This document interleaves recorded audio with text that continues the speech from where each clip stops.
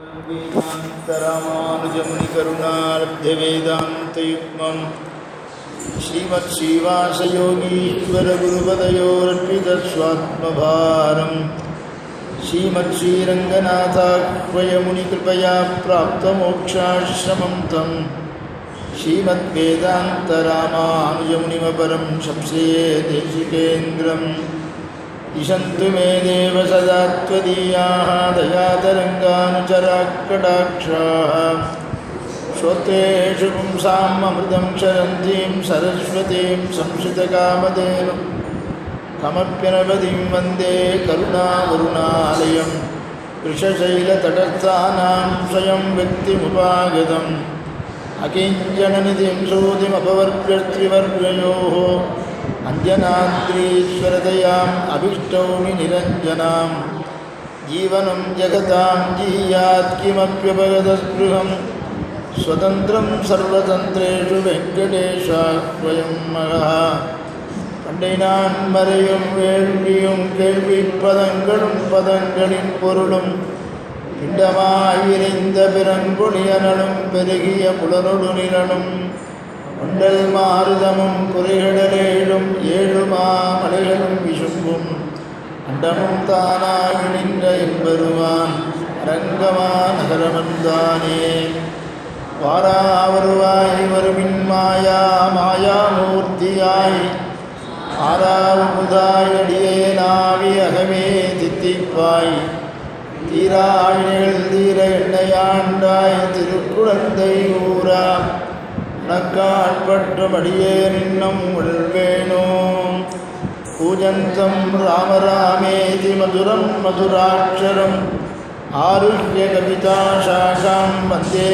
வால்மீகி கோகிலம் वाल्मीकिर्मुनिसिंहस्य कवितावनचारिणः शृण्वन् रामकथानाथं को न याति परां गतिं यत्र यत्र रघुनाथकीर्तनं तत्र तत्र कृतमस्तकाञ्जलिं बाष्पवारि परिपूर्णलोचनं मारुतिं नमत राक्षसान्तकं मनोजवं मारुततुल्यवेगं जितेन्द्रियं बुद्धिमतां वरिष्ठं वातात्मजं वानरयूथमुख्यं श्रीरामदूतं शिरसा नमामि जयत्याश्रितसन्त्रासध्वान्तविध्वंसनोदया प्रभावान् श्रीदया देव्या परमव्योमभास्करः சோகந்தவிற்கும் சுருதிப்பொருளொன்று சொல்லுகின்றோம் நாகம் தனக்குமிதாக்கதற்கும் நமக்கும் சரணாம் ஆகண்டனன் மகனாகிய ஆவலி பேரிய ஓர் காகம் விடைத்திட கண்ணழிவே செய்த காகுஸ்தனே.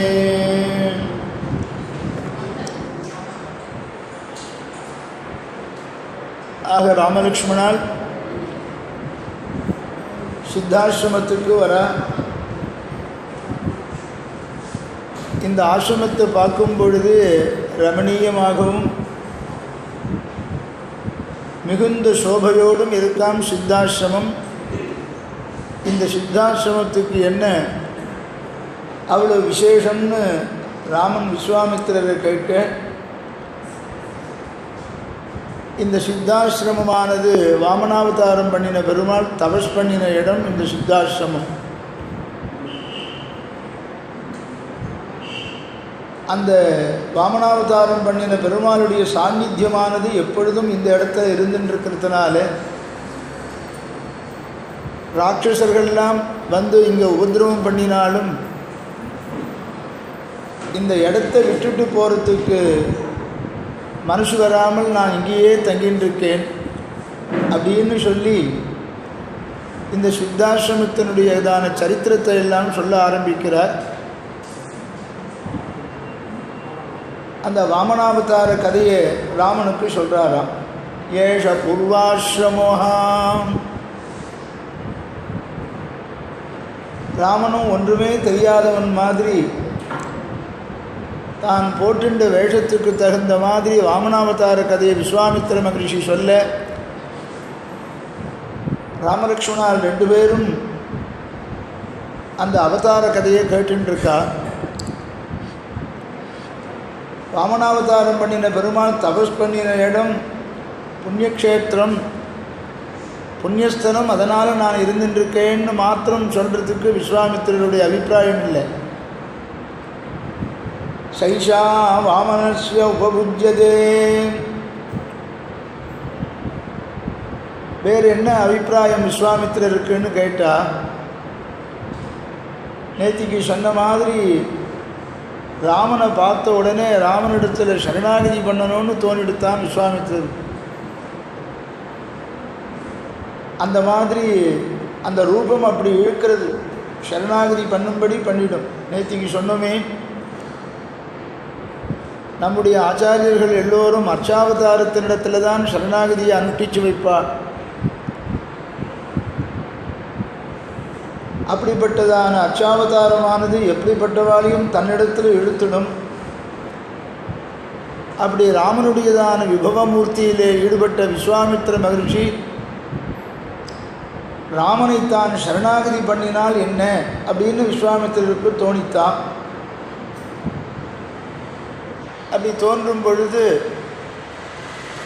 ராமனை சரணாகதி பண்ணலாமா கூடாதா, அப்படியே கூடவே ஒரு சந்தேகமும் வந்தது, ஒரு சங்கோஜமும் இருக்கு அவருக்கு. அந்த சங்கோஜத்துக்கு என்ன காரணம்னா, நாம் ராமலக்ஷ்மணாவுக்கு ஆச்சாரியனாக ஆயிட்டோம், நம்மிடத்தில் மந்திரத்தெல்லாம் உபதேசம் பெற்றுருக்கா, பலா அதிபலாங்கிற மந்திரத்தை உபதேசம் பெற்றுண்டு சிஷ்யாளாக ஆயிட்டா. சிஷ்யாளிடத்தில் போய் யாராவது சரணாகதி பண்ணுவாளா? ஆச்சாரியன் ஆச்சாரியனிடத்தில் தானே, பெரியவாளிடத்தில் தானே சின்னவாள் சரணாகதி பண்ணுற வழக்கம். ராமலக்ஷ்மணாரிடத்தில் போய் சரணாகதி விஸ்வாமித்திரர் பண்ணினா நன்னா இருக்குமா? சில சமயத்தில் சிஷ்யாளுக்கு குணங்கள் இருந்தால் அந்த குணத்தில் மயங்கி அவள் ஆச்சாரியன் ஸ்தோத்திரம் பண்ணினா தோஷம் இல்லை. ஆனால் சிஷ்யந்து ந கதாச்சன என்று ஒரு வாக்கியம் இருக்குது. சிஷ்யனை ஒருபோதும் ஸ்தோத்திரம் பண்ணாதீர்கள். ஆச்சாரியனை ஸ்தோத்திரம் பண்ணலாம், சிஷ்யனை ஸ்தோத்திரம் பண்ணக்கூடாது. ஏன்னா சிஷ்யனை ஸ்தோத்திரம் பண்ணினா சிஷ்யனுக்கு கர்வம் வந்துடும். ஓஹோ, ஆச்சாரியனே சொல்கிற அளவுக்கு நமக்கு பிரபாவம் இருக்காப்பட்டிருக்குன்னு நினச்சுடுவான். அதனால சிஷ்யந்து ந கதாச்சன பிரத்யக்ஷே குரவஸ்துத்யாக பரோக்ஷே மித்திரபாந்தவாக. ஆச்சாரியனை நாம் நேராகவே ஸ்தோத்திரம் பண்ணலாம், பண்ணினாலும் அவள் கர்வப்பட மாட்டான். தன்னுடைய பெருமையை சிஷ்யன் சொன்னாக்க ஓஹோ தனக்கு இவ்வளோ பெருமை இருக்குன்னு ஒருபோதும் கர்வப்பட மாட்டான், உத்தமமான ஆச்சாரியார். ஆனால் சிஷ்யனை ஆச்சாரியன் ஸ்தோத்திரம் பண்ணலாமா அப்படின்னு கேட்டால், குணங்கள் இருக்குமேயானால் அந்த குணத்தை மற்றவாள் இடத்துல சொல்லலாம், நேரில் சொல்லக்கூடாது. சிஷ்யனை ஸ்தோத்திரம் பண்ணக்கூடாது.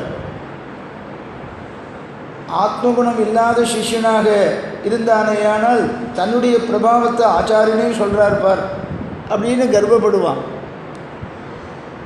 ஆனால் சிஷ்யனுக்கு ஒரு பெருமை இருந்து சிஷ்யனுடைய குணத்தை ஆச்சாரியன் கீர்த்தனம் பண்ணலாமா, சொல்லின்னு இருக்கலாமான்னு சொல்லலான்னு சாஸ்திரம் சொல்கிறது.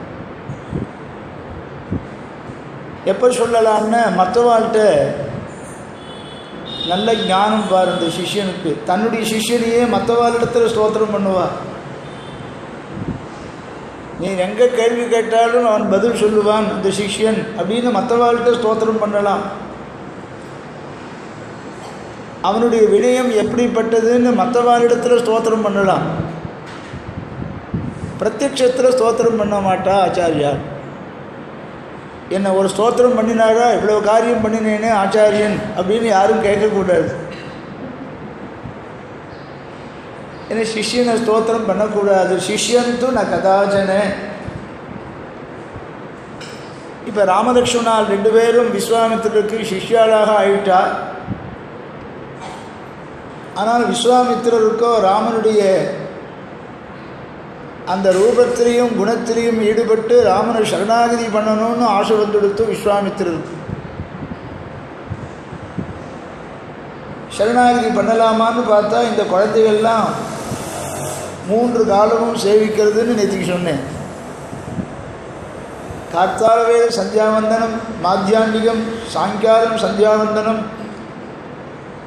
இந்த 3 காலத்திலையும் சந்தியாவந்தனம் பண்ணிவிட்டு விஸ்வாமித்திர மகரிஷியை ராமலக்ஷ்மணான் சேவிக்கிறார். இந்த குழந்தைகளிடத்தில் போய் தான் எப்படி சரணாகதி பண்ணுறது அப்படின்னு யோஜனை பண்ணாராம்.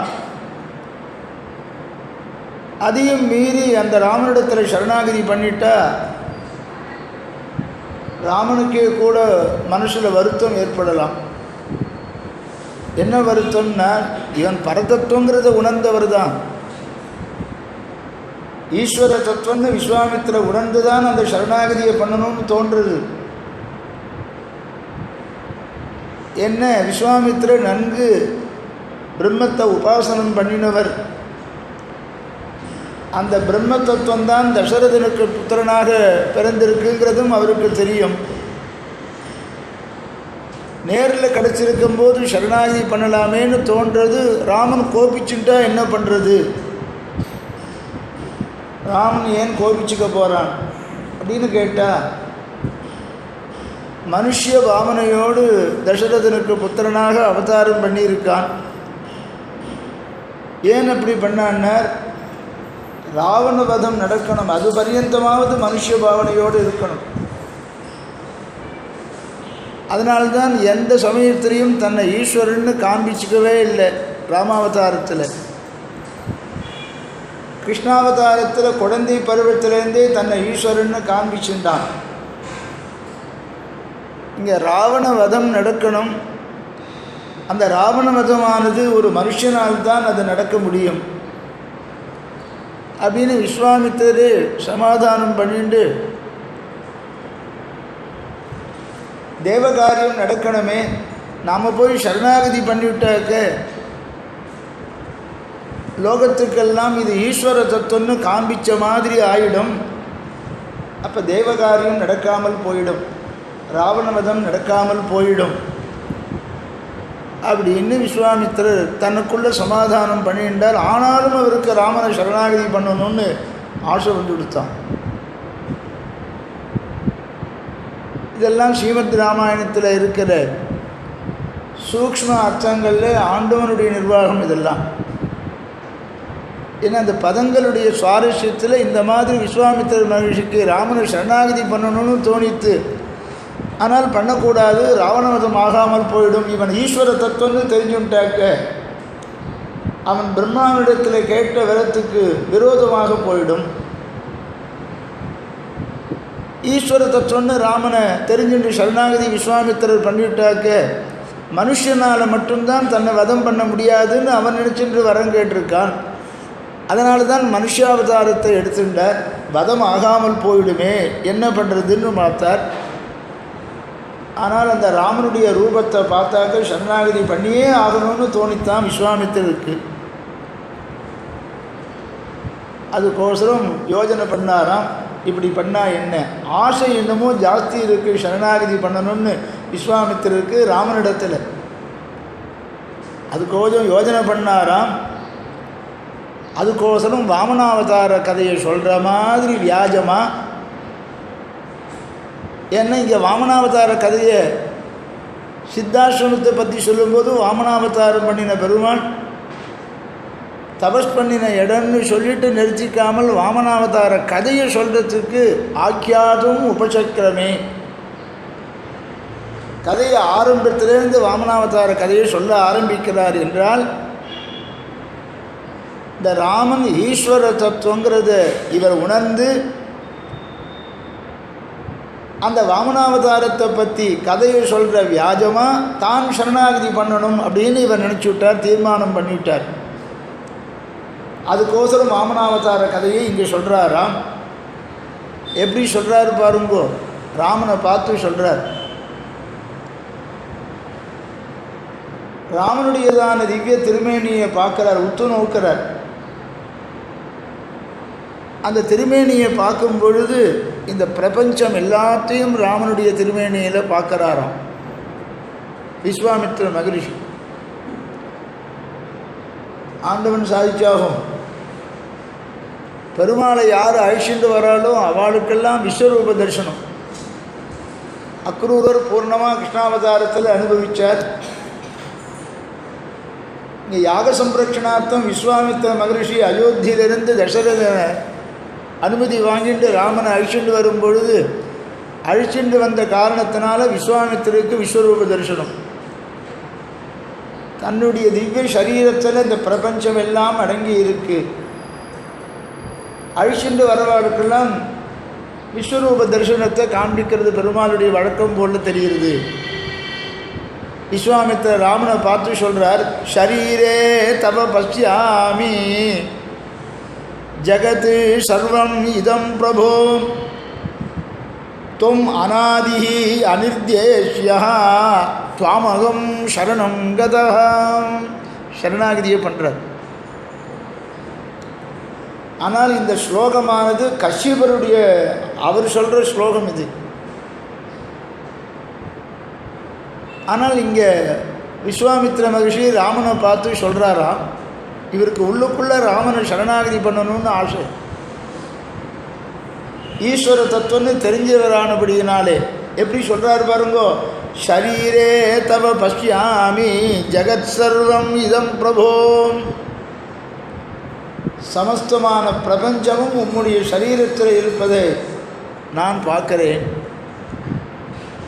ஆகினாலே துவம் அநாதிஹி, தசரதனுக்கு புத்திரனாக இப்போ அவதரித்த காரணத்தினாலே இப்போ தான் பிறந்தவன் உம்மை சொல்ல முடியாது. நீ ஆதி இல்லாத அனாதி தத்துவம்.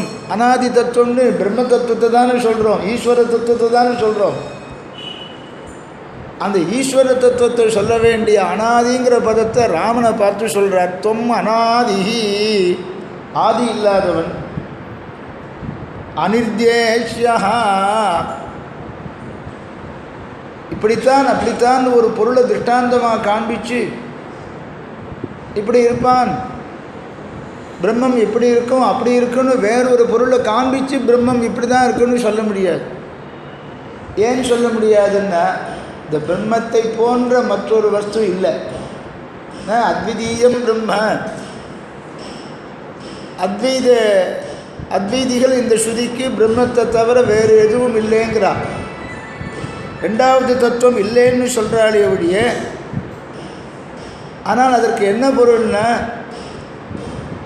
சேதனத்தையும் அச்சேதனத்தையும் சரீரமாக கொண்ட பிரம்மத்தை தவிர வேறொரு வஸ்து இல்லை அப்படின்னு அந்த அத்வைத ஸ்ருதிக்கு அர்த்தம் சொல்கிறோம். லோகத்தில் வேறு ஒரு வஸ்துவ பொருளை காண்பித்து இந்த வஸ்து இந்த பொருள் எவ்வளவு உயர்ந்ததாக இருக்கோ அவ்வளவு உயர்ந்தது இந்த பிரம்மம்னு சொல்ல முடியாது. ஒரு வஸ்துவை காண்பித்து இந்த வஸ்துவுக்கு சமம்னு சொல்ல முடியாது. பகவானை இந்த தேசத்தில் இருக்கான் இந்த தேசத்தில் இல்லைன்னு அளவுபட்டு சொல்ல முடியாது. இந்த காலத்தில் இருக்கான் இந்த காலத்தில் இல்லைன்னு காலத்தினால அவனை சொல்ல முடியாது. எல்லா காலத்திலையும் இருக்கான். இந்த வஸ்துவில் இருக்கான் இந்த வஸ்துவில் இல்லைன்னு அந்த தத்துவத்தை சொல்ல முடியாது. அது ஈஸ்வர தத்துவத்துக்கு மாத்திரம்தான் அது சொல்கிறது. அந்த ஈஸ்வர தத்துவத்தை தான் இங்கே ராமனாக வந்திருக்கான்னு தெரிஞ்சுண்டு தன் முன்னால் தசரதனுடைய புத்திரன் ராமன் இருக்காங்கிறத மறந்துட்டு இவர் ராமனை உபாசிச்சவரானபடியினாலே ராமனை பார்த்தவுடன் சரணாகதி பண்ணணும், சாட்சாத் அந்த பரபிரம்மந்தான் இந்த வேஷத்தை போட்டுருக்குன்னு உணர்ந்தவரானபடினாலே இப்படி சரணாகதி பண்ணணும்னு தோணித்து. தொம் அநாதிஹி அனிர்தேஷ்யா துவாமகம் சரணம் கதஹ, உன்னை நான் சரணாகதி பண்ணுறேன் அப்படின்னு சொன்னார். இது எப்படி இருக்குன்னா, வாமனாவதாரம் பண்ணணும்னு தேவர்கள் எல்லாம் பகவானை போய் பிரார்த்திக்கிறார். மகாபலி சக்கரவர்த்தி எந்த அளவுக்கு அவன் தர்மிஷ்டனாக இருந்தானோ அந்த அளவிற்கு கர்விஷ்டனாகவும் இருந்தான். நிறைய தர்மங்கள்லாம் பண்ணினவன் தான் மகாபலி சக்கரவர்த்தி. ஒரு பக்கம் தர்மிஷ்டன், அதே சமயத்தில் கர்விஷ்டனாகவும் ஆகிட்டான். தர்மம் எவ்வளவு நாம் பண்ணினாலும் கர்வம் இல்லாமல் இருக்கணும். கர்வம்னு என்னென்னக்க நான் பண்ணேன்னு சொல்லாமல் இருக்கணுமா. ஆக பகவான் நமக்கு ஐஸ்வர்யத்தை கொடுத்தது மற்றவாளுக்கு கொடுக்கறதுக்கோசரம் கொடுத்துருக்கான்னு சொல்லணுமா. இதெல்லாம் கேட்டுக்கலாம். அதான் அனுஷ்டானத்திலலாம் ஜாஸ்தி முடியாது. சாஸ்திரங்கள் இப்படி இருக்குது அப்படின்னு தெரிஞ்சுக்கலாம். கர்விஷ்டனாக இருக்கக்கூடாது. என்னை போல் தானம் பண்ணினவன் யார் இருக்கா இந்த லோகத்தில் அப்படின்னு பரிசாத்தின்றான். அது தர்மிஷ்டனாக இருந்தாலும் கூட கர்விஷ்டனாக இருக்கான். எனக்கு சமம் யாரும் கிடையாதுன்னு இருந்தான். அந்த சமயத்தில் தான் தேவர்கள் எல்லாம் பகவானை சரணாகதி பண்ணி இந்த மகாபலியினுடையதான கர்வத்தை அடக்கணும். பக்தனாக இருந்தாலும் கூட அவன் தவறு செய்தால் அவனுடைய தவறை சிக்ஷிக்கிறது பகவானுடைய அவதாரத்தினுடைய ஒரு பிரயோஜனம். இது பகவத்கீதையிலே அவதார ரகசியத்தை சொல்லும் பொழுதெல்லாம் பகவான் எதுக்கு அவதாரம் பண்ணாங்கிறத அவனே சொல்கிறான். அதனால தான் நம்மையெல்லாம் பகவான் சில சமயத்தில் சிக்ஷிக்கிறான். சில சமயம் என்ன, பல சமயம் சிக்ஷை தான். அது எப்படி தெரியுதுன்னு எப்போ பார்த்தாலும் நாம் கிளேஷப்பட்டுட்டே இருக்கோம். இது பகவான் இப்படி சிக்ஷிக்கக்கூடாது, என்னதான் இருந்தாலும் இப்படி சிக்ஷிக்கக்கூடாது, என்னதான் இருந்தாலும் இப்படி சிக்ஷிக்கக்கூடாதுங்கிறான். எவ்வளவு பாபம் பண்ணினோங்கிறது நமக்கு தெரியுமான்னு. ஆக நமக்கு அவ்வளோ தூரம் சிக்ஷித்தான்னு நாம் அனுபவிக்க வேண்டிய கர்மாவை அவ்வளோ நாம் பண்ணியிருக்கோம். அதனால் பகவான் சிக்ஷித்தான். நம்முடைய தேசிய சம்பிரதாயத்தில் ராமானுஜருடைய சித்தாந்தத்தில் அவன் நம்ம சிக்ஷை பண்ணுறதும் நம்மளை பனிஷ் பண்ணுறதும் அனுகிரகத்துக்கோசரம்தான் பண்ணுறான்னு சாஸ்திரம். நிகிரகோபி அனுகிரகாயச்ச, நிகிரகம் பண்ணி நாம் அனுபவிக்க வேண்டிய கர்மபலனை அனுபவித்து முடிச்சுட்டோமே ஆனால் அவனுடைய சம்பந்தம் நமக்கு சாஸ்வதமாக கிடைக்கும். அவனுடைய சம்பந்தம் நமக்கு சாஸ்வதமாக கிடைக்கிறதுக்கு பிரதிபந்தகமாக இருக்கிறது நாம் அனுபவிக்க வேண்டிய புண்ணிய பாபரூபமான கர்மாக்கள். அது அனுபவிக்கிறதுக்கோசம் பிறந்திருக்கிறதுனால எப்படி பண்ணுறது, சில பாபங்கள் சிக்ஷிச்சு போகிறது. அந்த சிக்ஷிச்சு போக வேண்டிய பாபங்களை பகவான் சிக்ஷிச்சு போக்குறான். ஆக பெருமாள் நமக்கு தண்டனை கொடுத்தானே ஆனால் சில உபக்லேஷங்களை மனசுக்கு தாங்க முடியாத சில கஷ்டங்களை கொடுத்தானே ஆனால் பெருமாள் நம்ம அனுகிரகம் பண்ணுறதுக்கோசரம் இந்த மாதிரி சிக்ஷிச்சிருக்கான். நம்முடைய கர்ம பலனை கிளேசத்தை கொடுத்து அனுபவிக்கும்படி பண்ணிவிட்டாக்க அவனிடத்திலே நாம் செல்வதற்கு பிரதிபந்தகம் ஒன்றும் வராததற்கோசரம் பெருமாள் இப்படி சிக்ஷிக்கிறான்னு நினச்சிக்கணுமா. அப்படி त्वम् अनादिः अनिर्देश्यः त्वामகம் शरणं गतः. இந்த மகாபலி சக்கரவர்த்தி தர்மிஷ்டனாக இருந்தாலும் கர்விஷ்டனாக இருக்கிறதுனால நீர் அவதாரம் பண்ணணும்னு பிரார்த்திக்கிறார். அந்த சமயத்தில் கஷ்யப பிரஜாபதி பெருமாளை பார்த்து ஸ்தோத்திரம் பண்ணுற ஸ்லோகம் இது. அந்த ஸ்லோகத்தை ராமனை பார்த்து விஸ்வாமித்திரர் சொல்கிறார். இது தேவர்கள் எல்லாம் கஷ்யப பிரஜாபதி போன்றவெல்லாம் பெருமாளை பார்த்து சரணாகதி பண்ணி நீ வாமனாவதாரம் பண்ணணுங்கிறத சொல்லும் பொழுது ஷரீரே தவ பஷ்யாமி, கஷ்யப பிரஜாபதியினுடைய ஸ்லோகம் இது. அந்த ஸ்லோகத்தை வாமனாவதார கதையை சொல்லும் பொழுது இவர் விஸ்வாமித்திரர் தான் சொல்கிறார். அப்படி சொல்கிறதனுடைய தாத்பரியம் என்ன அப்படின்னா, இப்படி சரணம் துவாமகம் சரணம் கதா, உம்மை நான் சரணாகதி பண்ணுறேன் அப்படின்னு சொல்லிட்டார். இப்படி பண்ணாக்க பெருமாளுக்கு கோபம் வருமா வராதா? நான் எடுத்துட்ட அவதாரத்தினுடைய பிரயோஜனம் ராவணவதம் ஆகணும். ராவணவதம் ஆறுறதுக்கு முன்னாலேயே என்னை ஈஸ்வரன்னு நீ காண்பிச்சு லோகத்துக்கு கொடுத்தாக்க அப்போ பிரம்மா கொடுத்த வரம் பொய்யா போயிடும். மற்றவரால் தனக்கு மரணம் ஏற்படக்கூடாதுன்னு அவன் கேட்டிருக்கானே, நீ இப்படி என்னை காண்பிச்சு கொடுக்குறீரே அப்படின்னு இந்த வாக்கியத்தை விஸ்வாமித்திரர் சொல்லி துவாமகம் சரணம் கதான்னு சொன்ன உடனே என்னை ஈஸ்வரனாக லோகத்துக்கு நீரே காண்பிச்சு கொடுத்துட்டீரே. இப்போ தேவர்கள்லாம் என்ன நினைப்பா, நம்ம காரியம் நடக்காது போட்டிருக்குன்னு நினச்சிடுவாளே. ஈஸ்வரன்னு நான் தெரியலாமா, மனுஷனாகத்தானே ராவணமது பரியந்தம் தெரியணும் அப்படின்னு ராமனுக்கு கொஞ்சம் கிளேசமாக இதை விஸ்வாமித்திரர் தெரிஞ்சுட்டார். இப்படி தான் சரணாகதி பண்ணினேன்னு சொன்னேங்கிறத, இப்படி வாமனாவதாரத்தை உன்னை எடுக்கும்படியாக தேவர்கள் எல்லாம் சரணாகதி பண்ணினார்கள், அப்பொழுது பிறகுதான் நீ வாமனாவதாரம் செய்தான்னு அப்படியே மாற்றி விட்டார் விஸ்வாமித்திரர். ஆனால் உள்ளுக்குள்ளே இவருக்கு ராமனை சரணாகதி பண்ணணும்னு, சரணாகதி பண்ணும்பொழுது பகவானை எப்படி ஸ்தோத்திரம் பண்ணணுமோ, அவனுடைய குணங்களை எல்லாம் சரணாகதி கத்தியத்தில் உடையவர் எப்படி சாதிக்கிறாரோ குணங்கள் எல்லாம் ஸ்தோத்திரம் பண்ணுற மாதிரி ஸ்தோத்திரம் பண்ணி துவாமகம் சரணம் கதா, என்ன இப்படி அசட்டு காரியம் பண்ணிட்டேரு அப்படின்னு கேட்டாங்க. விஸ்வாமித்திரரை பார்த்து ராமன், என்ன இப்படி அசட்டு காரியம் பண்ணிவிட்டு என்ன ஈஸ்வர தத்துவம்னு லோகத்துக்கு காண்பிச்சுட்டேரு, சரணாகதி பண்ணினா பெருமானிடத்தில் தான் நீ சரணாகதி பண்ணுவா, ஈஸ்வர தத்துவத்தினிடத்தில் தான் நீ சரணாகதி பண்ணுவா அப்படின்னு கேட்ட உடனே, இப்படி சித்த யக்ஷ கந்தர்வர்கள் எல்லாம் ஒன்று சரணாகதி பண்ணினா ஸ்தோத்திரம் பண்ணி அப்படின்னு மாற்றிவிட்டாலாம். சித்த யக்ஷ கந்தர்வாம் ததஹாதம் சரணம் கதாம்.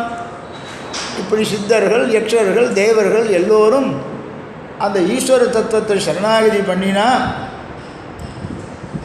அதை நான் உனக்கு சொல்கிறேன் அப்படின்னு மாற்றிவிட்டாராம் விஸ்வாமித்தர் ராமனை பார்த்து சொல்லும் பொழுது. இப்போ பாருங்க, இவருக்கு ஆசையும் நிறைவேற்றி விடுத்து சரணாகதி பண்ணிவிட்டார் ராமனிடத்தில். ராமன் திருப்பி கேட்ட உடனே இப்படி யக்ஷர்கள்லாம் உன்னை தேவர்கள் எல்லாம் சொல்லி உன்னை சரணாகதி பண்ணினார்கள், வாமனாவதாரம் பண்ணின பெருமாளை விஷ்ணுவை சரணாகதி பண்ணினா வாமனாவதாரம் பண்ணணும் அப்படின்னு சொல்லி சரணாகதி பண்ணான்னு மாற்றின்ட்டார்னு சொன்னான். இது ஆண்டவனுடைய ஒரு நிர்வாகம்தான் இது. ஆனால் ஸ்லோகங்கள் எல்லாம் வால்மீகி ஸ்லோகம் எல்லாம் அப்படி அமைஞ்சிருக்கு. தமுவாச்ச ஹரி பிரீதா. சரி, அப்புறம் என்ன நடந்தது?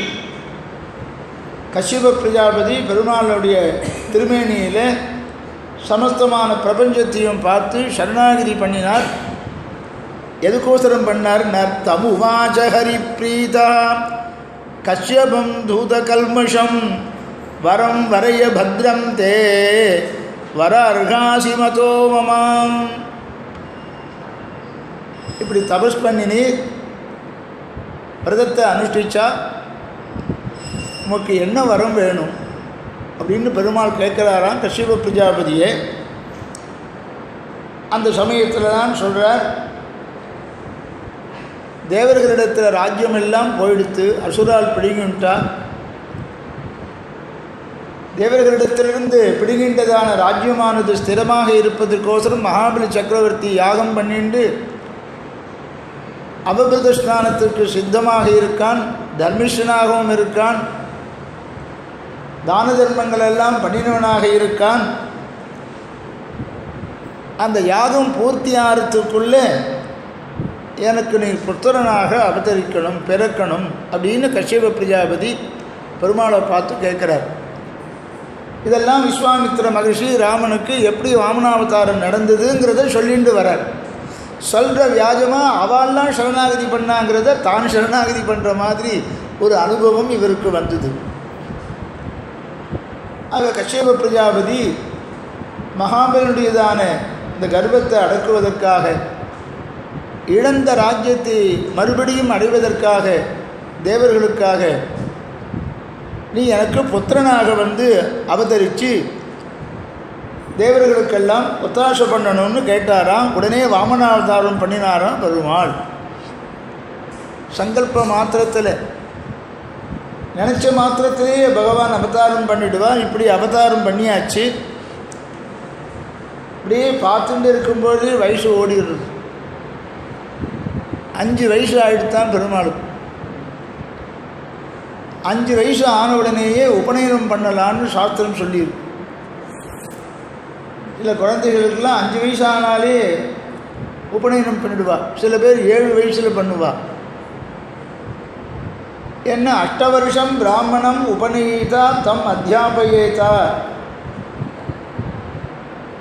கர்ப்பத்திலிருந்து 7வது கர்ப்பத்திலிருந்து 8வது வயசுன்னு அர்த்தம். கர்ப்பத்தில் இருக்கிறது ஒரு வயசு கணக்கு. இங்கே இருக்கிறது 7 வயசு ஆச்சுன்னாக்க அப்போ பண்ணலான் இருக்கு. கர்ப்பத்தில் இருக்கிற வயசையும் சேர்த்துக்கணும். சில பேர் 7 வயசில் பண்ணுவா. அந்த மாதிரி 5 வயசு பெருமாளுக்கு ஆச்சு உடனே உபநயனம் பண்ணிடலான்னு கஷ்யப பிரஜாபதிக்கு எல்லாரும் சேர்ந்து சொன்னாலாம். ஆக இப்படி கஷ்யப பிரஜாபதிக்கும் அதிதிக்கும் புத்திரராக பெருமாள் அவதாரம் பண்ணி 5 வயசு ஆயிடுத்து. இதுக்கு தர்மசாஸ்திரம் உபநயனத்துக்கு எங்கேயாவது சொல்லியிருக்கா? 5வது வயசை பண்ணலான்னு சொல்லியிருக்கான்னு பிரம்மவர்ச்சச காமாய 5 வருஷம் உபநயித்தா. பிரம்மவர்ச்சசு ஏற்படணும்னு 5வது வயசுலேயே உபநயனம் பண்ணி காயத்ரி மந்திரத்தை உபதேசம் பண்ணலாம்.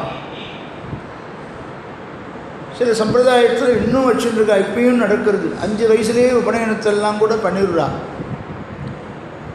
அப்படி பெருமாளுக்கு உபநயனத்தை பண்ணலான்னு முடிவு பண்ணால், இப்படி பெருமாள் அவதாரம் பண்ணின உடனே தேஜஸ் இன்னும் அதிகமாக ஆறதுக்கோசரம் இந்த காயத்ரி மந்திரத்தை எப்படியாவது உபநயனம் பண்ண வச்சு உபதேசம் பண்ணிடணும். பிரம்மாவுக்கு பகவானுக்கு இன்னும் தேஜஸ் அதிகமாக ஆகணும். ஏற்கனவே இருக்கிற தேஜஸ், பெருமாளுக்கு இருக்கிற தேஜஸ் போராதா, இன்னும் அதிகமாக தேஜஸ் வரணும், உபநயனம் பண்ணலாமேன்னு எல்லா ரிஷிகளும் சேர்ந்து சொன்னாலாம். அப்படி சொல்லும் பொழுது கடைசி பட்சம் பிராமணனுக்கு 16 வயசுக்குள்ளே பண்ணிவிடணும். இப்படிலாம் சாஸ்திரம், தர்மசாஸ்திரம் சொல்லுது. 16 வயசுக்கு மேலே உபநயனம் பண்ணினாக்க பண்ணுறா. ஆனால் காயத்ரியானது அதுக்கு மேலே உபதேசம் பண்ணுறது பிராயச்சித்தம் பண்ணி பண்ணணும். பண்ணக்கூடாதுன்னு உடனே சொல்லிவிட்டா அது பண்ணுறதுன்னு நிறுத்திடுவா. என்ன சகாலத்தில் பண்ண வேண்டிய உபநயனத்தை பண்ணாத காரணத்தினாலே அதுக்கு ஒரு பிராயச்சித்தத்தை பண்ணிவிட்டு பிறகு அந்த உபநயனத்தை பண்ணி வைக்கணும். உபநயனம் ஆகாமல் இருக்கிறத விட சகாலத்தில் பண்ண வேண்டிய உபநயனத்தை பண்ணாத காரணத்தினாலே அந்த அபராதத்தினாலே அதுக்கு ஒரு பிராயச்சித்தம் பண்ணிவிட்டு பிராயச்சித்தம்லாம் விதிச்சிருக்கு. பிராயச்சித்தம் இருக்குங்கிறதுக்கோசரம் சகாலத்தில் பண்ணாமல் இருக்கக்கூடாது. இந்த சகாலத்தில் பண்ணிடணும். கடைசி பட்சமாக ஆஷோடசாது அபதிதா காயத்ரி, 16க்கு மேலே பண்ணால் காயத்ரியானது இவனிடத்தில் இருக்காதுன்னு சொல்லிருக்கு. ஆக பிராயச்சித்தம் பண்ணி பண்ணலாம்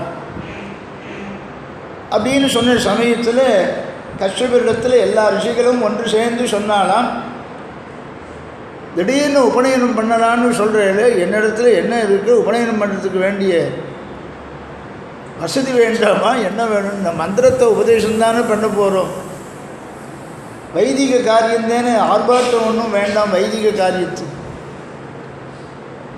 வைதிக காரியத்தை ஸ்ரத்தையோடு பண்ணினாலே போதும். இதுக்கு ஒன்றும் பெரிய விசேஷங்கள் ஒன்றும் இல்லை. வைதிக கர்மாவை கிரமப்படி செஞ்சால் போதும். அதுக்கு வேண்டிய வேதாத்தியனம் பண்ணியிருக்கு.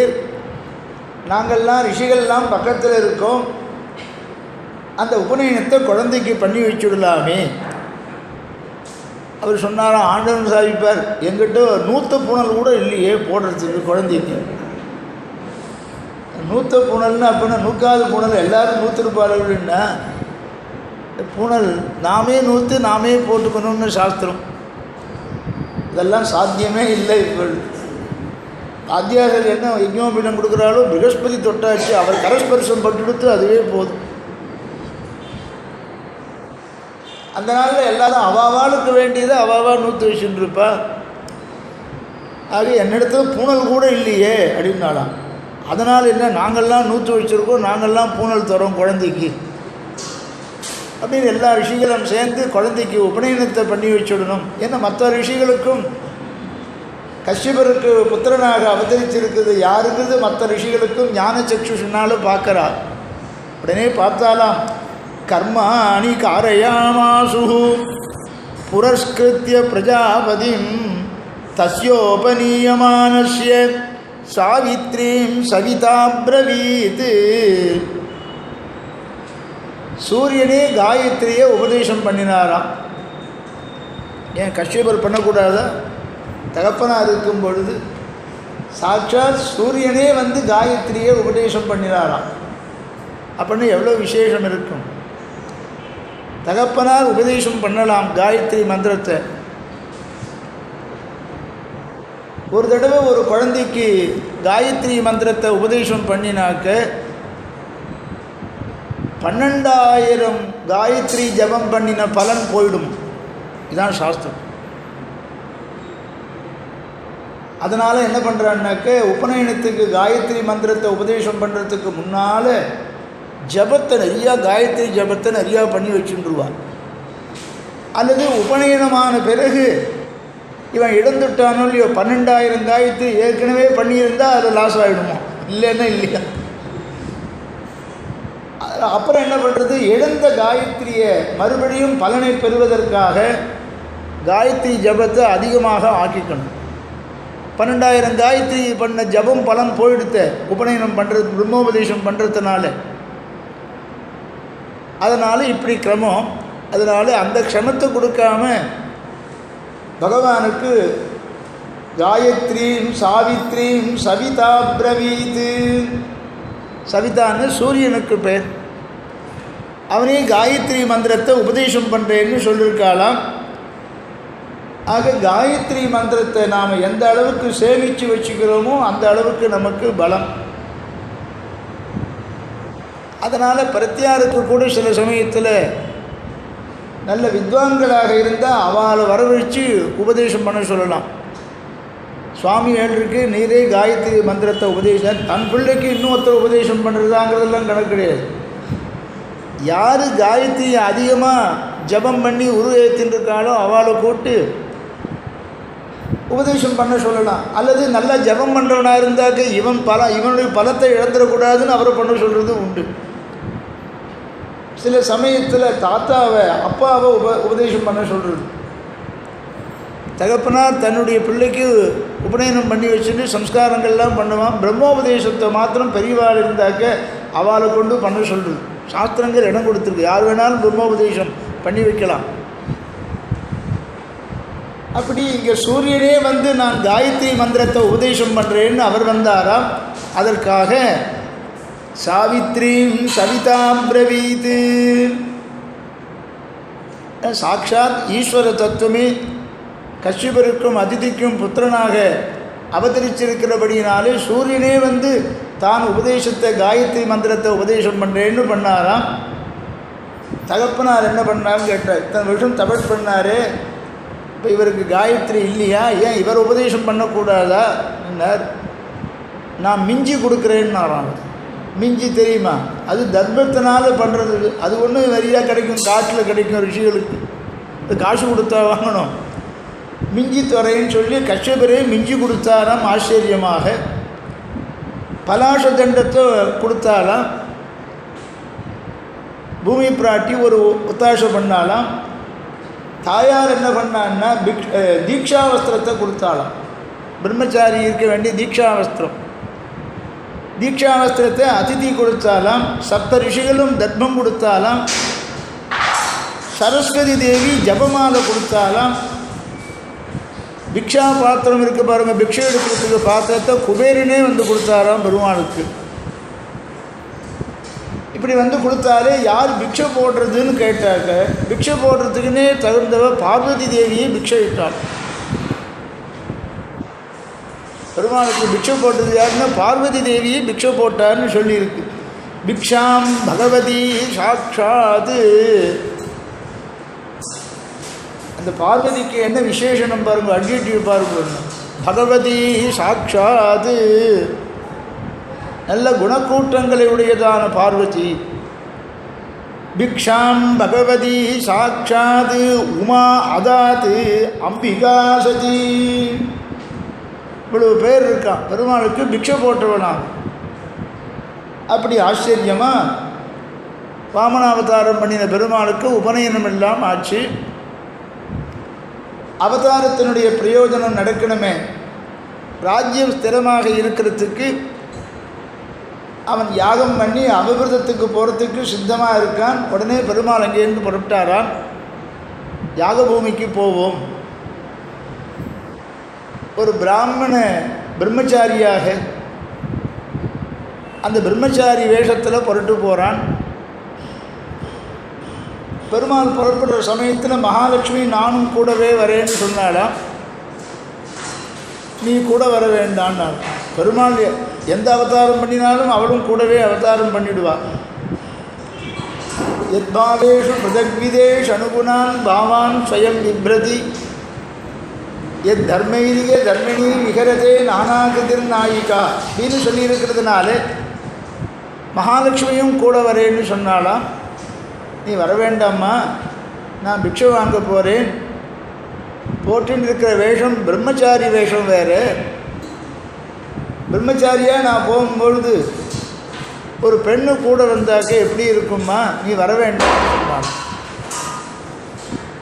உடனே மகாலட்சுமி பார்த்தாலாம், நீ போகிற இடத்துல உனக்கு பிக்ஷை கிடைக்கணுன்னாலும் கேட்ட வஸ்து கிடைக்கணுன்னாலும் என்னுடைய கட்டாட்சம் இருந்தால் தான் உமக்கு பிக்ஷை கிடைக்கணும்னாலாம். சரி, மகாலட்சுமி கூட வரேன்னு சொல்லிட்டா. தன்னுடைய திருமார்பில் மகாலட்சுமியை இருக்கும்படி பண்ணி மான் தோல்னால் மறைச்சிருந்தாராம். கொடையை பிடிச்சிட்டு இந்த வாமனாவதார பண்ண பெருமாள் லக்ஷ்மியோடு கூட போகிறதுனால தான் அவர் காரியமாச்சு. பகவானுடைய காரியமே பூர்த்தி ஆகணுன்னாலும் மகாலட்சுமியினுடைய கடாட்சம் இருக்கணும்னு வேதம் சொல்கிறது. பகவான் பரதேவதைங்கிறது எப்பொழுது சித்திக்கிறதுன்னா லக்ஷ்மியினால் சித்திக்கிறது.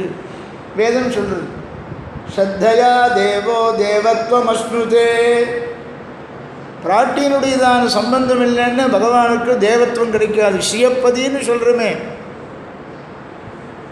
சிவப்பதிங்கிறது என்ன, பிராட்டியை அடையாளமாக கொண்டு பகவானை ஈஸ்வர தத்துவம்னு சொல்கிறோம்.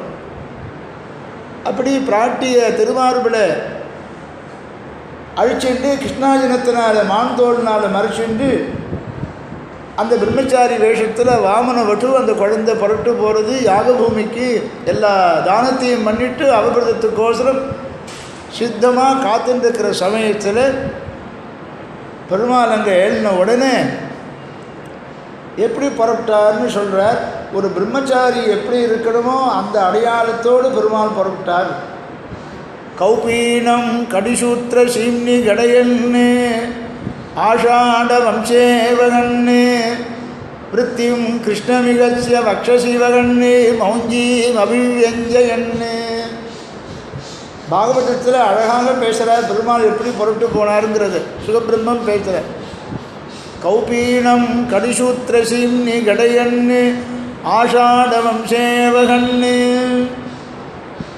அந்த பிரம்மச்சாரி குழந்தைக்கு எந்த வஸ்திரத்தை எப்படி தரிசிக்கணுமோ அந்த வஸ்திரத்தை தரிசிக்கிற கிரமமும் இருக்குது. கிரகஸ்தன் எப்படி தரிசிக்கணும், சன்னியாசி எப்படி வஸ்திரம் தரிசிக்கணும், பிரம்மச்சாரி எப்படி வஸ்திரம் தரிசிக்கணும் அப்படிங்கிற கிரமம் எல்லாம் இருக்குது. கிரகஸ்தன் தழைய வேஷ்டியை கட்டிக்கணும், தூக்கிண்டு கட்டிகிட்டு இருக்கக்கூடாது. ஆச்சரியமாக தழைய வேஷ்டி கட்டிக்கணும். அதுக்கோசரம் சன்னியாசி நல்லா தழைய காஷாயம் உடுத்திக்கூடாது. சாஸ்திரங்கள்லாம் இருக்குது. நம்ம சன்னியாசிகள்லாம் பாருங்கள், முட்டிக்கு மேலே தான் இந்த காஷாயத்தை உடுத்திப்பா. தழைய அப்படியே சன்னியாசிகள் இருக்கக்கூடாது. மற்ற சன்னியாசிகள் அப்படி தழைய காஷாயம் உடுத்திட்டுருப்பா. நம்ம சன்னியாசிகள்லாம் அப்படி உடுத்திக்க மாட்டான். அந்த மாதிரி பிரம்மச்சாரிக்கு ஒரே வஸ்திரம்தான்.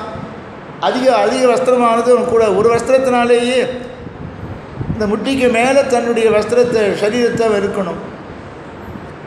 இன்னொரு வஸ்திரங்கிறது கிரகஸ்தனுக்கு உண்டே ஒழிய உத்தரிங்கிறது பிரம்மச்சாரிக்கு உத்தரியும் கிடையாது. அப்படிலாம் சாஸ்திரங்கள் சொல்லியிருக்கு. அந்த கிரமப்படி வாமனாவதாரம் பண்ணின பெருமாள் புறப்பட்டார்னு சுகபிரம்மம் பேசுகிறார். கௌபீனம் கடிசூத்திரசீம்னி கடையன்னு ஆஷாடமம் சேவகன்னு. இப்படி ஒரு கொடையை பிடிச்சுண்டு பிரம்மச்சாரி வேஷத்தில் ஏற்கனவே பரபிரம்மம் அது. இந்த அவதாரத்தில் காயத்ரியை உபதேசம் பெற்றுருக்கான். சாட்சாத் சூரியனே வந்து காயத்ரி மந்திரத்தை உபதேசம் பண்ணியிருக்கான். எப்படி தேஜஸ் இருக்கும், இந்த தேஜஸ் அங்கிருந்து வரும்பொழுது மகாபலி பார்க்குறார். மகாபலி பார்த்துட்டு ஸ்வாகதம் சமர்ப்பிக்கிறார் பெருமாளுக்கு. ஸ்வாகதம் தே நமஸ்துபியம் பிரம்மன்னே கிம் கரவாமதே பிரம்ம ரிஷீணாம் தபத் சாட்சாத் மன்யேத்வாரியவபுர்தரம். இந்த திருமேனியை பார்த்த உடனே எப்படி என்றுதான் மகாபலி சக்கரவர்த்திக்கு எல்லா பிரம்ம ரிஷிகளும் ஒன்று சேர்ந்து அவர்களுடைய தபஸெல்லாம் ஒன்று சேர்ந்து ஒரு உருவம் எடுத்திருந்தால் எப்படி இருக்குமோ அப்படிப்பட்ட ரூபத்தோடு சேவை சாதிக்கிறார் மகாபலி சக்கரவர்த்திக்கு. பிரம்ம ரிஷீணாம் தபஹா சாட்சாது மன்யேது ஆரியவபுர்தரம் ஸ்வாகதம் தே நமஸ்துபியம். ஸ்வாகதம். எல்லா பிரம்மரிஷிகளுடைய தபசு ஒன்று சேர்ந்து ஒரு உருவம் எடுத்துட்ட மாதிரி உம்முடைய ரூபமானது இருக்குது அப்படின்னு ஸ்வாகதம் சமர்ப்பிக்கிறான். சமர்ப்பிச்சுட்டு இந்த குழந்தையை பார்த்து விசாரிக்கிறதாக இன்னும் அழகாக பேசுகிறான். வாமனாவதாரத்தை பற்றி பல கவி. இந்த மகாபலி சக்கரவர்த்திக்கும் பகவானுக்கும் நடந்த சம்பாஷணம் இருக்கு பாருங்கோ, அந்த சம்பாஷணமே நம்ம காப்பாற்றட்டும் அப்படின்னு ஒரு கவி பேசுகிறான். பெருமாளை பார்த்து கேட்குறானா, இது ஓங்கி உலகளந்த பாசுரத்தை சொல்லும் பொழுது மார்கழி மாதத்தில் சொல்லியிருக்கேன், உங்களுக்கும் அது மறந்து போயிருக்கோம், திருப்பி ஒரு தடவை சொல்லியிருக்கேன். ஆச்சரியமான பெருமாளை பார்த்து கேட்குறான், நீ யாருன்னு கேட்குறான். கஸ்துவம் பிரம்மன்னு, ஏ பிராமண சிறுவனே பிரம்மச்சாரியே நீ யாருன்னு கேட்குறான். அபூர்வா, நான் ஒரு அபூர்வமான వ్యక్తి அப்படிங்கிறான். இதற்கு முன்பு யாச்சகத்துக்கு வரல, இந்த அவதாரத்தில் தான் யாச்சகத்துக்கு வரேன்னு அர்த்தத்தில் சொல்கிறான். நீ எங்கே வாசம் பண்ணுறேன்னா, கொச்சத்தவ வசதி ஆகிலா பிரம்ம சிருஷ்டி. பிரம்ம சிருஷ்டியில் எத்தனை இடம் இருக்கோ எல்லாமே என் இடம்தான். உண்மையும் அதுதானே, பெருமானுடைய இடம் தானே எல்லா இடமும். அவன் பாவம் இருக்கிறதுக்கு இடம் இல்லைக்க போல் இருக்குன்னு அவன் நினச்சிட்டான்னு சொல்லுவான். கொச்சத்தவ பிதா, உங்கள் அப்பா எங்கள் நைவஜானே கதாபி, எங்கள் அப்பாவை நான் பார்த்ததே கிடையாது. எல்லாருக்கும் தகப்பனார் ஸ்தானத்தில் இருக்கான் பகவான், இவனுக்கு ஏது தகப்பனார்.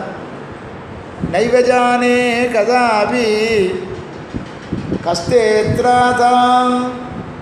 சரி அப்பா இல்லையா, உனக்கு யார் ரக்ஷகன் யாருன்னு கேட்டான், கார்டியன் யாருன்னு கேட்டான் ஆண்டவன். சொல்லி சரி அப்பா தான் இல்லைன்ட்டு கார்டியன் இருப்பாரு, கார்டியன் யாருன்னு. அநாதா பரபிரம்மன் சொல்கிறது பாருங்கோ, நான் ஒரு அநாதன்னு. அநாதகான்னு என்ன அர்த்தம்னா, நாதன் சுவாமி இல்லாதவன் நாதன். எல்லாருக்கும் சுவாமியாக இருக்கிறவன், இவனுக்கு ஒரு சுவாமி இருந்தாலும் இல்லையோ. ஆக அநாதா கிந்தே பீஷ்டம், உனக்கு என்ன வேணும்னு கேட்டால் பதத்ரயமிதா பூமி, 3 அடி மண் வேணும். அத்தியல்பமே தது, ரொம்பவும் குறைச்சலாக கேட்குறேன்னு நானான் மகாபலி. இப்படிப்பட்ட சம்பாஷணம் நம்ம காப்பாற்றட்டும்னு ஒரு கவி பேசுகிறார். அப்படி ஆச்சரியமாக சுவாகதம் சமர்ப்பிச்சா.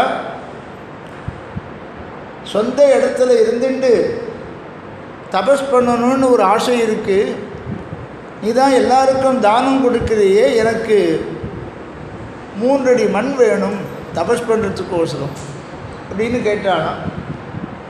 3 அடி மண் தானே, ரொம்பவும் சொற்பமாக கேட்குறியே, நல்லா யோஜனை பண்ணி கேளு. சின்ன குழந்தையானபடினாலே உனக்கு எப்படி கேட்கணும்னு தெரியல. என்னிடத்தில் எவ்வளோ வேண்டுமானாலும் கேட்டு பெறலாம், கேட்குறதெல்லாம் நான் கொடுப்பேன். இவன் கேட்குறதெல்லாம் இவனால் கொடுக்க முடியுமா, அதுதான் கர்விஷ்டனாக போயிட்டான். தர்மிஷ்டனாக இருந்தாலும் கர்விஷ்டனாக அந்த சொல்லிட்டு எது வேணாலும் கேட்டு தரேன், நம்மளால் கொடுக்க முடியுமான்னு யோஜனை பண்ணணும் இல்லையோ. எது வேண்டுமானாலும் கேள் அப்படின்னு சொல்கிறான். 3 அடி மண் தானே முடிவு பண்ணிட்டியானா, 3 அடி மண் கொடுத்தால் போதும். சரி 3 அடி மண் அளந்து கொடுத்துடுன்னு உத்தரவு போட்டான். நீ அளக்க வேண்டாம், நான் அளந்துக்கிறேன், நீ தானம் மாத்திரம் கொடுத்துடு, தீர்த்தத்தை சேர்த்து தானம் கொடுத்துடு. என்னுடைய பாதத்தால் யானளப்ப 3 அடி மண், என்னுடைய பாதத்தினால நான் 3 அடி மண் அளந்துக்கிறேன் அப்படின்னு சொல்கிறாராம். ரொம்பவும் சந்தோஷம் இவனுக்கு. அவர் மகாபலி மறுபடியும் சொல்கிறதாக சுகபிரம்மம் சொல்கிறார், நல்லா யோஜனை பண்ணிக்கோ, 3 அடி மண் போதுமா உனக்கு, வேறு ஏதாவது வேணுமா கேட்டுக்கோ. நிறையா கேட்டு பெறுவதை விட சொல்பமாக கேட்கிறியே. தொம் பாலஹா பாலிஷமதிஹி பாலிஷமதிஹி தொம் பாலஹா, நீயோ சிறுவன், சிறுவனுக்கு தகுந்ததான புத்தி தான் உனக்கு இருக்குது. சின்ன குழந்தை போய் மோட்சம் கொடுன்னு கேட்குமான்னு, அது பிரகலாதன் மாதிரி இருந்தால் கேட்கும். இவன் சர்வேஸ்வர தத்துவத்தை பார்த்து மகாபலி சொல்கிறான், தொம் பாலஹா, நீயோ சிறு குழந்தை, பாலிஷமதிஹி ஸ்வார்த்தம் பிரதி அபுதஹா யதா, தனக்கு எது வேணுமோ அது கேட்கக்கூட தெரியாததான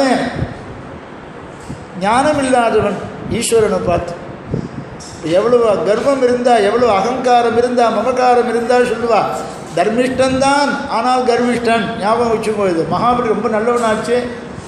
இது மலையாளத்தில் பெரிய ஓணம் பண்டிகையே கொண்டாடுறாலே, மகாபலி சக்கரவர்த்தியே வராளே. நல்லவன் தான், தர்மிஷ்டன் தான். பிரகலாதனுக்கு கொடுத்த வரத்தினால்தான் இவனை வதம் பண்ணாமல் வெளியே விட்டு பாதாளத்தில் தள்ளினார். அப்படிப்பட்டதான சின்ன அறிவுதானே உனக்கு இருக்குது, எவ்வளவு கேட்கணும் தெரியுமா? மாம் வச்சோபிகி சமாராத்ய லோகானாம் ஏகமீஸ்வரம் பதத்ரயம் ரிணீதேயா அபுத்திமான். 3 அடி மண் எனக்கு கொடுத்தா போதும்னு யாராவது கேட்பாளா? என்னை பார்த்து இப்படி கேட்குறியே, உனக்கு என்ன வேணுங்கிறது தெரிஞ்சுக்கக்கூடியதான சக்தி கூட உனக்கு இல்லாத சிறுவனாக இருக்கே. 3 லோகத்துக்கும் ஒரே ஈஸ்வரனானவன் நான். இவன் சொல்கிறான் மகாபலி, மாம் வச்சோபிகி சமாராத்ய லோகானாம் ஏகமீஸ்வரம். 3 லோகத்துக்கும் ஒரே ஈஸ்வரனா இவன் மகாபலி. அவன் சொல்கிற வாக்கியம் அதெல்லாம். ஆக மகாபலியை பற்றி இப்படி சொல்கிறாருன்னு, தர்மிஷ்டனாக இருந்தாலும் கர்விஷ்டனால், கர்வத்தினால, அகங்கார மகாரத்தினால பேசுகிறான். பதத்ரயம் ரிணீதேயா அபுத்திமான். நன்கு உன்னை ஞானம் இருந்தாக்க 3 அடி மண் யாச்சகம் கொடுன்னு கேட்பியா? உனக்கு என்ன வேணுங்கிறது உனக்கு கேட்க தெரியல. நான் யாருக்கு தானம் கொடுக்கிறேனோ மறுபடியும் அதே பொருளை என்னிடத்தில் தானத்துக்கு கேட்குறதுக்கு மறுபடியும் யாரும் வரக்கூடாது. அப்படி கொடுக்குறானான். தன்னை பற்றி புகழ்ந்து பேசிக்கிறான். ந புமான்மாம் உபவ்ரஜ்ய பூயோ யாச்சுது மருகதி தஸ்மாத் விருத்திகரீம் பூமிம் பிரதீட்சமே அப்படின்னு சொல்கிறார். 3 அடி மண் யாச்சகம் கேட்கிறாயே, இன்னும் அதிகமாக வேண்டுமானாலும் கேள், தருகிறேன். தஸ்மாத் விருத்திகரீம் பூமிம் வடோகாமம் பிரதீட்சமே அப்படின்னு சொல்லிட்டு, ஆக இவன் அகங்கார மமகாரத்தினால இப்படி பேசுகிறான். இவனை சிக்ஷிக்குங்கிறத பெருமாள் முடிவு பண்ணினார். உடனே சுக்கராச்சார் பார்த்தார். வாமனாய மகீம் தாதும் நிச்சிதே அசுரசப்தமே தம் விஜ்ஞாய மகாராஜம் பிராகுகு சுக்ரஹா திஜோத்தமா. அதை பார்க்குறார் சுக்கராச்சார். தன்னுடைய சிஷ்யனை காப்பாற்றுறது ஒரு ஆச்சாரியனுடைய கடமை. கைவிட்டுடக்கூடாது சிஷ்யனை. எவ்வளவு ஆபத்து வந்தாலும் தன்னுடைய சிஷ்யனை ஆபத்திலிருந்து காப்பாற்ற வேண்டியது. இப்படி மகாபலி நான் தானம் கொடுக்கிறேன்னு இவன் வார்த்தை சொல்லிட்டானே, இந்த சமயத்தில் இந்த ஆச்சாரியனை, தன்னுடைய சிஷ்யனை எப்படி காப்பாற்றுறதுன்னு ஆச்சாரியனுக்கு கவலை வந்துதான். சுக்கராச்சார் தடுக்கிறார். வார்த்தையை கொடுத்துடாதே. எம் ந ஜானந்தி வேதாக, வந்திருக்கவன் யாருன்னு தெரியாமல் வார்த்தையை கொடுத்துடுறியே.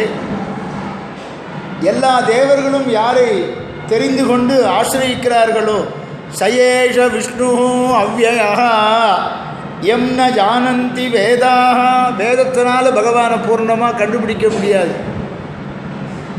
எத்தனை வேதங்கள் இருந்தாலும் பகவானை பூர்ணமாக தெரிஞ்சுன்றுத்தான்னு கேட்டால் விஷ்ணுவை வேதத்தினாலேயும் பூர்ணமாக தெரிஞ்சுக்க முடியாது. எம் ந ஜானந்தி வேதாக, எவனொருவனை வேதங்கள் அனைத்தும் பூர்ணமாக தெரிஞ்சுக்கலையோ, சயேஷ விஷ்ணு அவ்யயா, அவன்தான் விஷ்ணு தத்துவம்.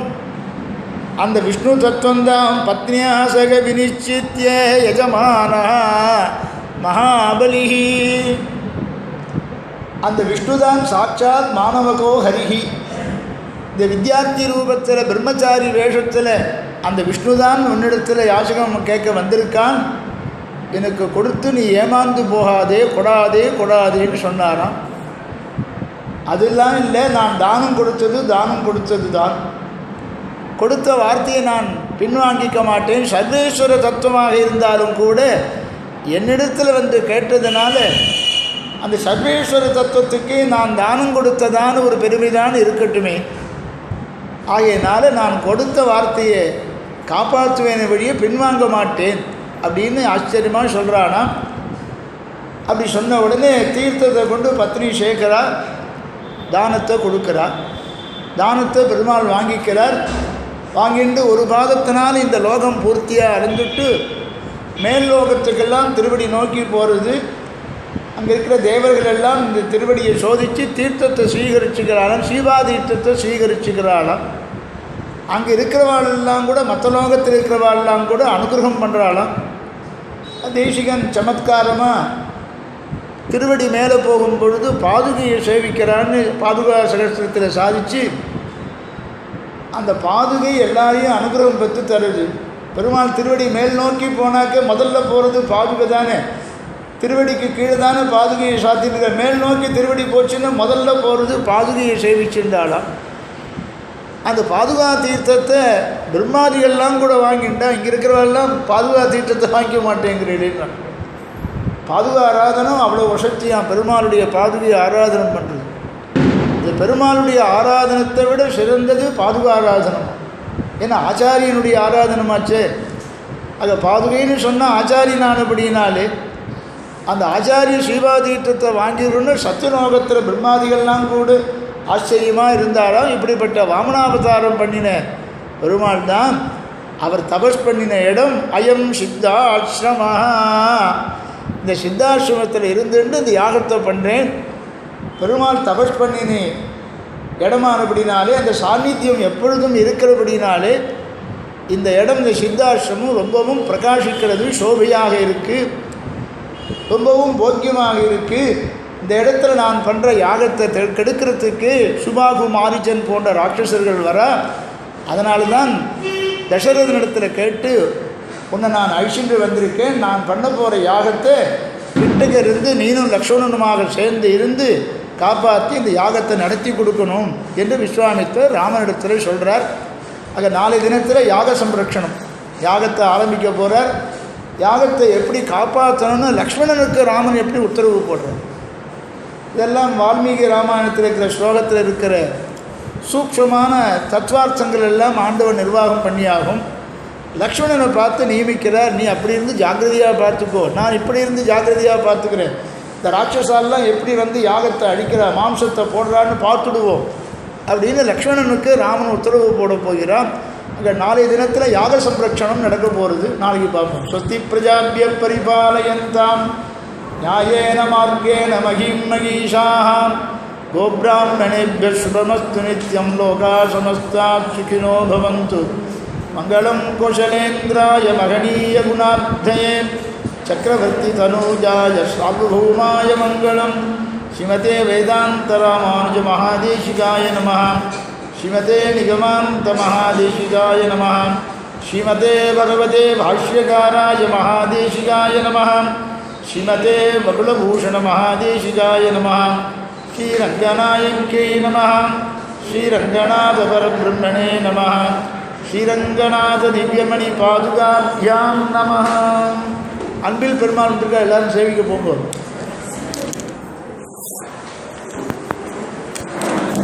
காவிரியில்